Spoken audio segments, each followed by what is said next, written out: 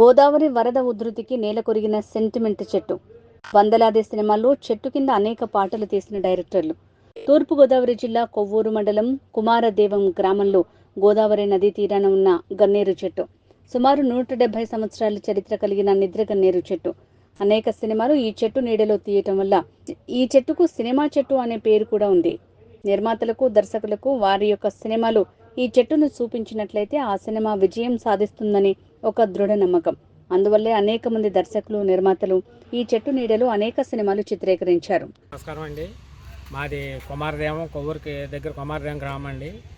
మా గ్రామానికి పేరు అంటూ ఉందంటే ఇక్కడ మీ వెనకాల కనిపిస్తున్నటువంటి ఈ మహావృక్షం కొన్ని సంవత్సరాలు ఇంచుమించుగా ఒక 140 నుంచి 150 సంవత్సరాలు వేసుకొని ఈ మహావృక్షం వల్ల కుమారదేవం అంటూ ఎక్కడ ఏ రకంగా ఉండేదన్నది దీనివల్ల మా ఊరికి ఒక గుడ్ నేమ్ ఉండేది. ఎంచేతనంటే ఇక్కడ తీయని సినిమా అంటూ లేదు. చాలా సినిమాలు తీశారు. ఇక్కడ తీసిన ప్రతి సినిమా కూడా ఇక్కడ ఒక సెంటిమెంట్, ప్రతి డైరెక్టర్కి కూడా ఇక్కడ ఒక సెంటిమెంట్గా ఉండేది. ఆ సెంటిమెంట్ ప్రకారం ఇక్కడ ఒక కనీసం వాళ్ళు తీసిన సినిమాలో ఒక సీన్ అన్నా తీసుకుండి సినిమాలో పెట్టి వాళ్ళకి సినిమా 100 days ఆడుతుందన్న అంత గ్యారెంటీ ఉండేది. ఇంచుమించుగా ఇది ఎవరంటే అండి, ఇది నాటిన ఆయన సింగులూరి తాతబ్బాయి గారిని, సింగులూరి గంగరామ గారి తండ్రి గారు నాటారటండి పూర్వం. ఆయన ఆ రోజు నాటిన మొక్క ఈరోజు ఈ చెట్టు ఇంత మహావృక్షంగా మా ఊరికి ఎనలేని కీర్తి ప్రతిష్టలు తెచ్చింది. కానీ రాత్రి 9:30 సమయంలో సగం చెట్టు కొంచెం దాని వయసు అయిపోయో లేకపోతే ఏం చేతనని తిరిగి సగం చెట్టు రాత్రి ఇరిగిపోయింది. 9:30 టైంలో మేము అందరం వచ్చి ఇక్కడ చూసి చాలా దిగ్భ్రాంతిలోనే ఏం చేతనంటే మా ఇంట్లో మా కుటుంబంలో వ్యక్తిని కోల్పోయినంత బాధ కలిగిందండి. ఈ చెట్టు వల్ల పడిపోవడంలో అంత బాధ కలిగి మేము ఇంకా ఏదైనా మనం చేయగలిగిందైతే చేద్దాం, ఈ చెట్టుని మేము కాపాడుకోలేకపోయాం. తెల్లారి చూసేటప్పుడు పోనీ దీన్నన్నా ఉన్న సకాన్ని ఏదో రకంగా మనం కొంచెం ఇచ్చేద్దారని అనుకున్నాం. అయితే అది ఏమైందంటే అది కూడా తెల్లారేటప్పటికి అది కూడా పడిపోయి మొత్తం చెట్టు అంతా కూడా అయిపోయింది. దీనివల్ల మా ఊరుకి ఎనలేని కీర్తి ప్రతిష్టలు తెచ్చిన ఈ మహావృక్షం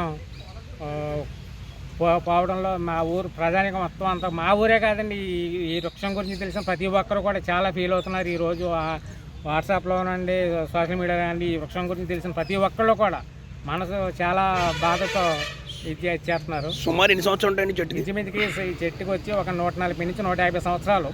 ఎందుకు ఇలా అయిందంటారు? ఇది ఇంకా వయసు అయిపోయింది అనుకుంటున్నామండి. చెట్టుకి పాపం విన్నాళ్ళు కూడా చాలా వరదలు తట్టుకుంది, గాలి దుమ్ములు తట్టుకుంది, పిడికి దెబ్బలు తట్టుకుంది, చాలా గట్టిగా తట్టుకుందండి చెట్టు.